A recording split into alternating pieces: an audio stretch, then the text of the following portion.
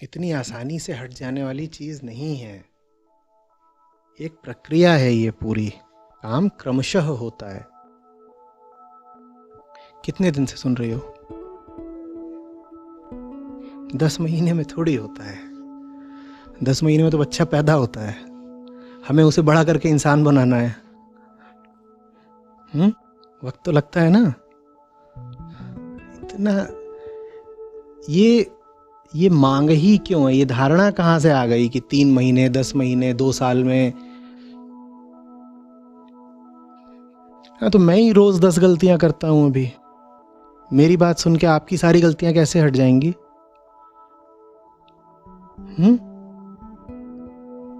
रोज 10 खोट अपनी दिखाई देती है, और ऐसा नहीं कि अगले दिन हट जाती है, वो लौट के आती है। बड़ी जद्दोजहद रहती है थोड़ी थोड़ी प्रगति करने में। हम शायद ये मानते हैं कि हम बड़े अच्छे लोग हैं। हमको कुछ ऐसी सी धारणा है कि मुक्ति पे और आनंद पे तो हमारा हक होना चाहिए। तो हमें बड़ी तकलीफ होती है जब हमको दिखाई देता है कि साहब मुक्ति हो नहीं रही, या कि 10 महीने कोशिश कर ली और तरक्की नहीं हो रही, आंतरिक प्रगति नहीं हो रही। ये हमको क्यों लगता है? क्योंकि हमें लगता है हो ही जानी चाहिए थी अब तक। जैसे कोई कैंसर का मरीज हो, आज उसकी दवाई शुरू हुई हो और अगले हफ्ते आकर कहे अब बचा तो नहीं कैंसर। वो समझ ही नहीं पा रहा कि उसकी बीमारी कितनी गहरी है।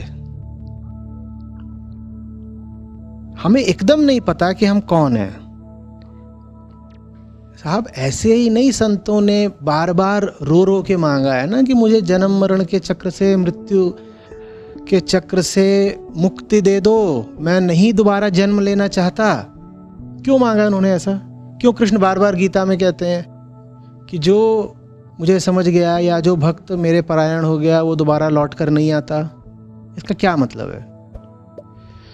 अगर लौट के आना माने जन्म लेना बड़ी खूबसूरत बात होती,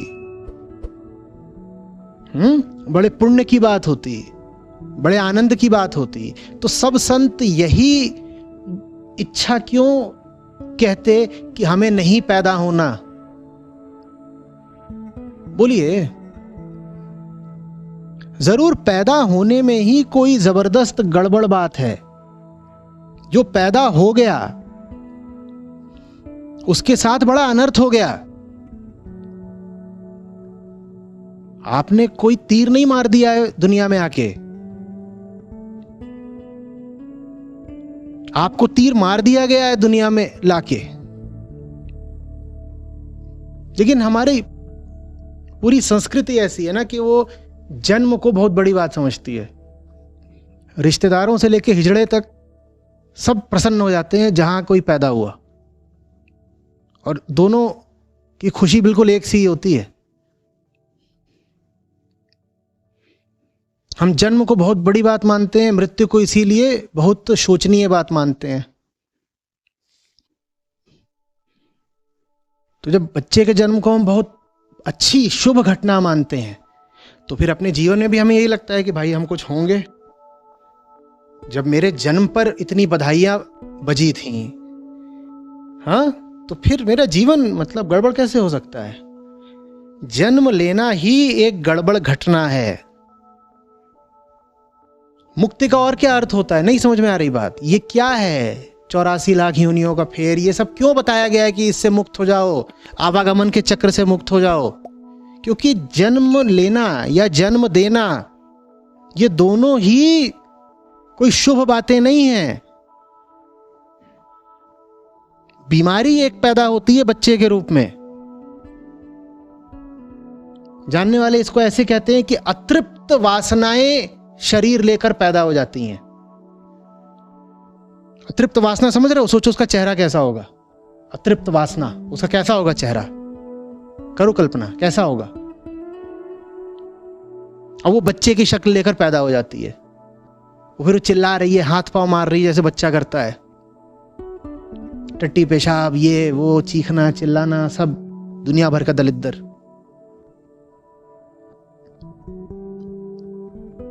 अब जब इतनी बड़ी बीमारी पैदा हो रही है तो उसका कितनी जल्दी इलाज कर दिया जाए? 10 महीने में? 10 महीने में हो जाएगा इलाज? ये उम्मीद भी क्यों है? ये उम्मीद इसलिए क्योंकि हम अपने आप को लेकर बड़ा अहंकार पाले हैं कि हम कुछ हैं, हम तो बढ़िया चीज है। साहब, आप बढ़िया चीज नहीं हो, आप एक बीमारी हो जो गर्भ से पैदा हुई है। और आपको नहीं कह रहा साहब, मैं भी वही हूं, हर देहधारी वही है।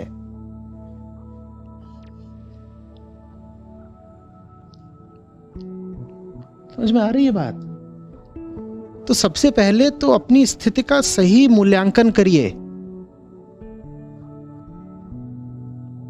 इसीलिए बार बार जानने वाले आपको बोलते रहे कि शरीर का इतना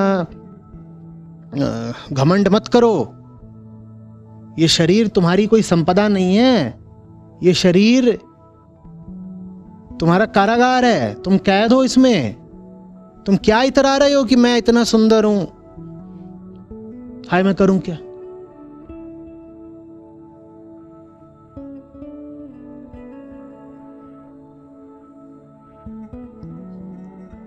तो फिर लोग कहते तो क्या करें? शरीर को लेकर शर्मसार हो जाएं, लज्जित रहा करें।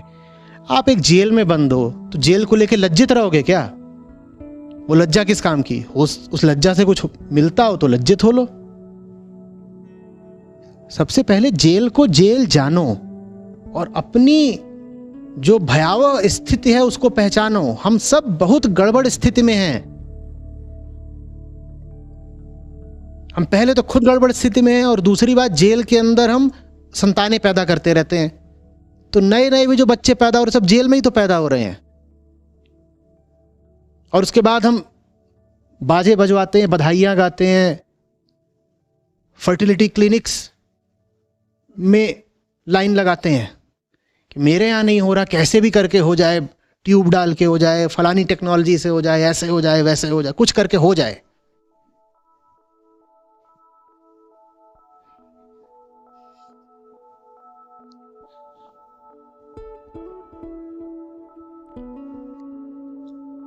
ये मृत्यु लोक है, ये दुख लोक है, ये संताप लोक है। इन सब नामों से इस लोक को संबोधित किया गया है। यहां आपको अगर थोड़ी भी राहत मिल रही है तो उसी को वरदान जानिए। बहुत ज्यादा की उम्मीद करना आपको शोभा नहीं देता।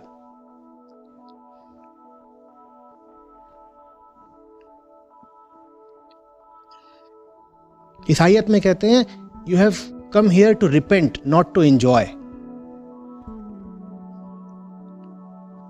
अगर सही दृष्टि से देखो तो बात में दम है। हम सोचते हैं जी साहब हम मजे मारने के लिए पैदा हुए हैं। तुम मजे मारने के लिए नहीं पैदा हुए हो, तुम प्रायश्चित के लिए पैदा हुए हो।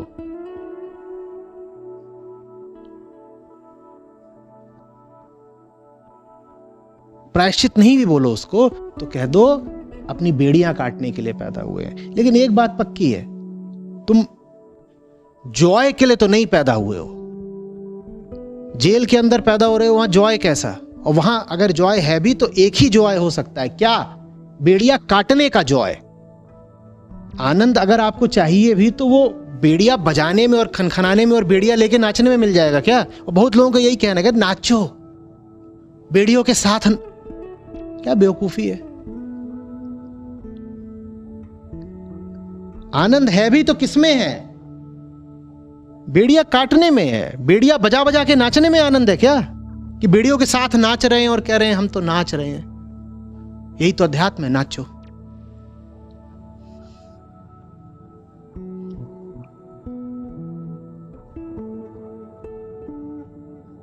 समझ में आ रही है बात? अब क्या हो रहा है? थोड़ा और आगे जाऊं इसमें या रुक जाऊं? हो ये रहा है ना कि ये जो पूंजीवादी और उपभोगवादी पूरी अर्थव्यवस्था और संस्कृति है वो हमें बार बार ये जताती है कि हम बड़े लोग हैं। अध्यात्म आपको बार बार बताता है कि आपकी हालत खराब है और आप बहुत क्षुद्र स्थिति में अपने आप को फंसाए हुए हो। लेकिन ये जो पूरी व्यवस्था है वो आपको बताती है कि आप साहब कुछ हो, आप कुछ हो और आपके चुनाव में दम है, उसका पालन किया जाएगा। उदाहरण के लिए आप कुछ भी हो, मैं जिस जगह से बोल रहा हूं वहां से देखना, वरना जो मैं बोल रहा हूं उसके खिलाफ कितने भी आप कुतर्क कर सकते हो। जहां से बोल रहा हूं समझो। आप कुछ भी हो, आप एक स्टोर में जाते हो तो आपको क्या बोल के संबोधित किया जाता है? Sir, ma'am. और आप जो भी चीज बोलते हो कि मुझे ये चाहिए, वो आपको परोस दी जाती है अगर उपलब्ध है। वहां आपको संदेश क्या दिया जा रहा है? समझो संदेश क्या दिया जा रहा है। You are somebody and your wishes deserve to be honoured. तो ये लेके हमको ऐसा लगने लग जाता है कि हम कुछ हैं और हमें सब चीजें आसानी से मिल जानी चाहिए। आप अमेजन पे ऑर्डर करते हो, अमेजन कभी ये बोलता है how dare you order this for yourself being what you are? कभी लिख के आता है स्क्रीन पे कि you idiot, is this what you must order? कभी आता है? तो उन सब चीजों के कारण हमें ये भावना बैठ गई है कि हम कुछ हैं और हमारी चॉइस को रिस्पेक्ट मिलनी चाहिए। आप कुछ नहीं हो, आप बहुत गड़बड़ हो और आपकी चॉइस भी उतनी ही गड़बड़ है। लेकिन ये बात मानने में चोट भी लगती है, डर भी है, खतरा भी है और आगे फिर मेहनत भी करनी पड़ेगी। तो हम ये काहे को माने? उससे अच्छा तो ये है कि ऐसे बोलो कि I would prefer that with a little bit extra चीज। I would prefer that. Who the hell are you to prefer or not? देखा है कितनी अदा, कैसे अंदाज के साथ हम बोलते हैं, मेक दैट लार्ज। अरे परमात्मा ही मिले तो उसको ऐसे ही बोलोगे, विद एक्स्ट्रा चीज।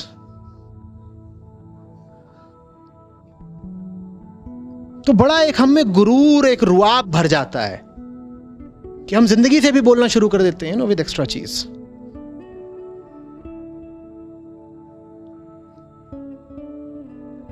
और हो भी जाता है। तुम अपने जीवन में जो एक्स्ट्रा चाहते हो वो ये जो कैपिटलिस्ट सिस्टम है तुम्हें प्रोवाइड भी करा देता है। तुम्हें अपने शरीर में एक्स्ट्रा फ्लैश चाहिए सही जगहों पर, वो भी मिल जाता है। तुम कहते हो देख लो, मैं शरीर हूं, अगर मैं शरीर हूं तो मैं अपने शरीर को भी अपने हिसाब से कर लेता हूं ना। अगर मोटा हो गया हूं तो मैं कहता हूं चलो यहां से फैट निकाल दो, वो भी निकाल दिया जाता है। और अगर मुझे अपने शरीर को और ज्यादा कामुक और सेक्सी बनाना है तो मैं बोल देता हूं कि ऐसी ऐसी जगहों पे मांस चढ़ा दो, वहां चढ़ा भी दिया जाता है। मैं जो चाहता हूं हो जाता है। तो जरूर मैं कुछ हूं, आई एम समबडी।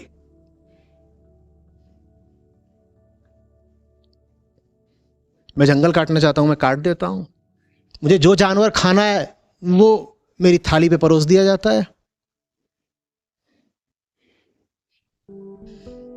पूरी व्यवस्था ही मेरे चुनाव का आदर करने के लिए तो बनी है। जनतंत्र भी तो यही है। फर्क नहीं पड़ता आप लुच्चे, लफंगे, गंवार, कमीने क्या हैं, आप वोट डालिए ना, आपके वोट का सम्मान किया जाएगा। या वोटिंग मशीन ईवीएम पहले पूछती है कि भाई तुम आदमी कैसे हो? तुम बिल्कुल ही सबसे गिरे हुए आदमी हो सकते हो तो भी तुम्हें हक है वोट डालने का। और जो सबसे ऊंचा आदमी है उसके वोट की कीमत भी तुम्हारे वोट से ज्यादा नहीं होगी। इस चीज ने हमारे भीतर एक गुरूर भर दिया है कि साहब हम किसी से कम नहीं। बुद्ध भी आ जाए तो उनके वोट की वही कीमत है जो हमारे वोट की है। हम बड़े तन्नाए हुए रहते हैं अपने भीतर भीतर, हम कुछ हैं। ये जो आज की पौध है तुम्हारे साथ की, देखते नहीं उसका क्या? अभी मेरी मर्जी, मैं कुछ भी करूं, मैं कुछ भी पहनूं, मेरी जिंदगी मैं कैसे भी करूं, क्योंकि वो तो पूरी ही यही है, मेक दैट लार्ज।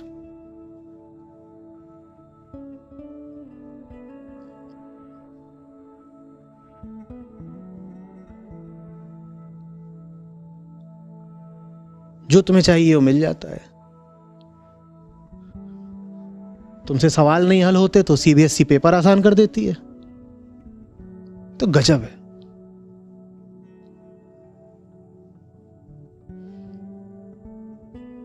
तुम्हें एडमिशन नहीं मिलता तो सरकार और कॉलेजेस खोल देती है।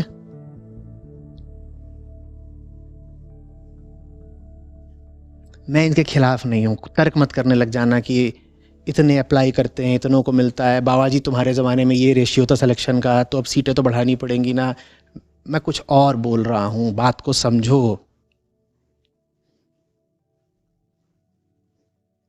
अरे किसका है यहाँ फोन आया जा रहा है, देखो कौन पगलाया है।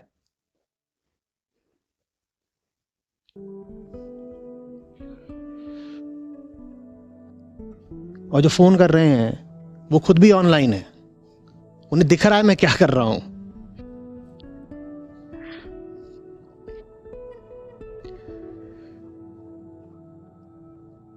पर वही है ना, मेरा फोन है, मेरा फोन है, मैं किसी को ही मिला सकता हूं।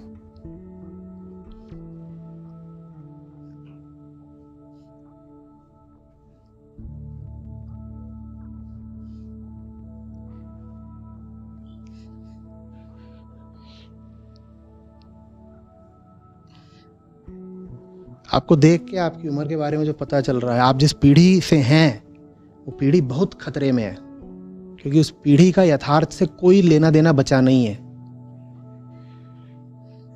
बहुत खतरे में। खतरे में ऐसे नहीं है कि न्यूक्लियर बॉम्ब गिर जाएगा आपके ऊपर, खतरे में ऐसे है कि तुम्हारे भीतर जबरदस्त खोखलापन है। तुम जानते कुछ नहीं पर अपने आप को समझते बहुत कुछ हो, और ये बात बहुत खतरनाक है। फिर उसी के नतीजे में हजार तरह की मानसिक बीमारियां पैदा होती हैं। अपनी तो मानसिक बीमारियां ठीक हैं, ये पीढ़ी, मुझे डर है कि कहीं पूरी पृथ्वी को ना खा जाए। अपना तो जो नुकसान कर रही है सो कर रही है, जानवरों की, पक्षियों की, पेड़ों की, पौधों की एक एक प्रजाति को ही खत्म ना कर दे। क्यों? मेरी मर्जी। हिंदी को तो इसने खत्म कर ही दिया। ये विनाश धर्मा पीढ़ी है।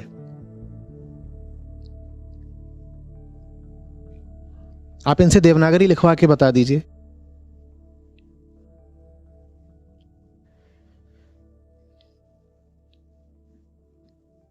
मैं पूरी कोशिश करता हूं कि कोई भी कठिन जटिल शब्द न बोलूं। इनको नहीं समझ में आता। ये बोलते हैं ये हिंदी में बोला करिए ना। इनको ये भाषा ही अपरिचित लगती है, इन्हें अपरिचित नहीं समझ में आया होगा। अगर ये एक लाइव सेशन होता जिस पर ऑडियंस साथ में होती, तो अब तक लाइव चैट में कमेंट आ गया होता। अपरिचित मीन्स, और मीन्स की स्पेलिंग होती MINS।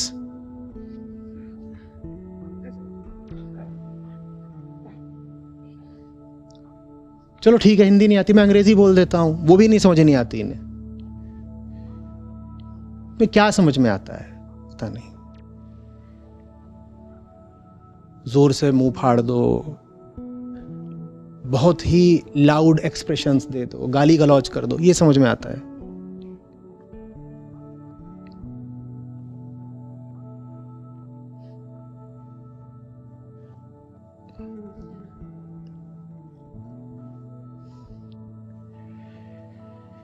और ये मैं बात सिर्फ इस पीढ़ी के बारे में नहीं कह रहा हूं, क्योंकि अब परिपक्वता मैं देख रहा हूं पूरे समाज पर छाती जा रही है। इमेच्योर होना कूल बनता जा रहा है। जो जितना इमेच्योर है उतना कूल है, जितना बेवकूफ है वो उतना सेक्सी है।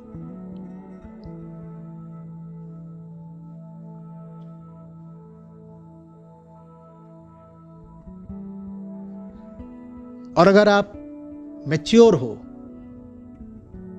तो ये सबसे बड़ा पुट ऑफ है।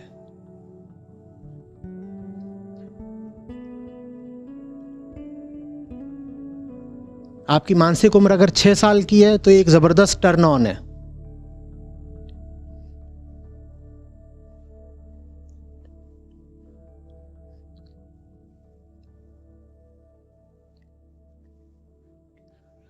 सबके लिए।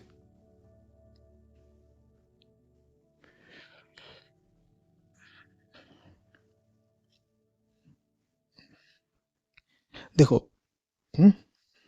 मान लो मेरी बात गलत भी लग रही हो तो भी ऐसे सोचो, अगर मेरी बात 1% भी सही है तो उसको मानने में कोई बुराई तो है नहीं।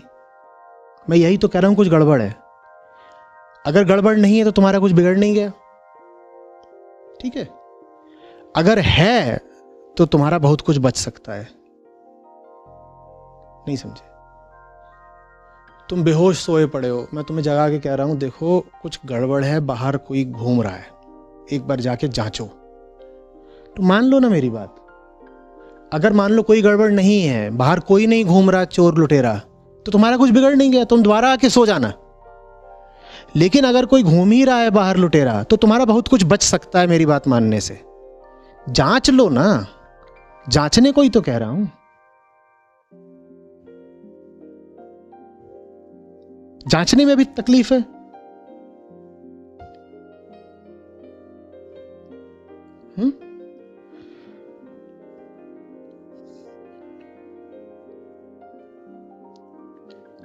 हर चीज इंस्टेंट नहीं होती, कोई भी ऊंची चीज इंस्टेंट नहीं हो सकती। हमें सब कुछ तत्काल चाहिए। अब वजह भी इसीलिए पुरानी कहानियां रची गई थी ना, कि फलाने ऋषि ने गंगा किनारे एक पांव पर खड़े होकर के 17,000 साल तक तपस्या करी। तब महादेव प्रसन्न हुए, प्रकट हुए और कहा बताओ क्या चाहिए। अब नहीं 17,000 साल तपस्या करी थी, लेकिन कहानी का मर्म समझो, क्या बात समझाई जा रही है। समय लगता है और कठिन यात्रा से गुजरना पड़ता है, यह बात समझाई जा रही है। और सही जगह पर जाकर तपस्या करनी होती है, सही चुनाव करने होते हैं।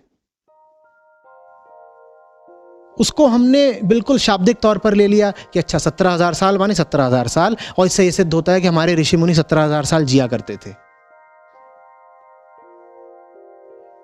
वो सब प्रतीक हैं और बहुत बहुमूल्य प्रतीक हैं। उनका मतलब समझो, जल्दी नहीं हो जाएगा, इंस्टेंट लिबरेशन कुछ नहीं होता।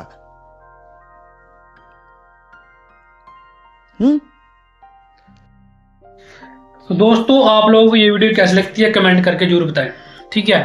देखो, इस वीडियो से आपका डर पूरी तरह हट चुका है, मैं आपको गारंटी देता हूँ। क्यों? क्योंकि आपने इस वीडियो को ध्यान से सुना है, ठीक है। अगर आप और इस प्रकार की वीडियो चाहते हैं तो कमेंट करके जरूर बताएं, ठीक है। अपनी प्रतिक्रिया जरूर कमेंट करके जरूर बताया करें कि आपका डर हटा नहीं हटा। वैसे भी ये एक ऐसी वीडियो है जिसके अंदर आपका डर हट चुका है। क्यों? क्योंकि जन्म मरण का चक्कर ही होता है। मान लिया कि जब आपको पैदा किया गया था ना, आपको बताया ही नहीं गया था कि आपको पैदा कर दिया, बट आप पैदा हो गए थे, ठीक है। ऐसे मेरे साथ भी हुआ। तो मैंने इस वीडियो को देखा था और अपना डर हटा लिया था, ठीक है। यानी कि इस वीडियो को देखा था मैंने, तो आपके लिए मैंने ऑडियो फिट कर दी, ठीक है, ओके। तो आपको मैं यही कहना चाहूँगा कि आप लोगों ने कमेंट करके जरूर बताना है, ठीक है, कि आपने कमेंट में जुड़ता ना कि आपका डर हटा या नहीं हटा। मेरे ख्याल से तो आपका डर पूरी तरह हट चुका होगा अगर आपने इस वीडियो को ध्यान से देखा है और इन बातों को जब अपनाओगे। जो ये बातें होती है ना, जब तुम इनको अपनाओगे ना, तब जाकर के आपका डर दूर हट जाएगा, ठीक है। चैनल को सब्सक्राइब करें, लाइक करें, कमेंट करें, शेयर करें। थैंक यू वेरी मच, ठीक है। थैंक यू, धन्यवाद।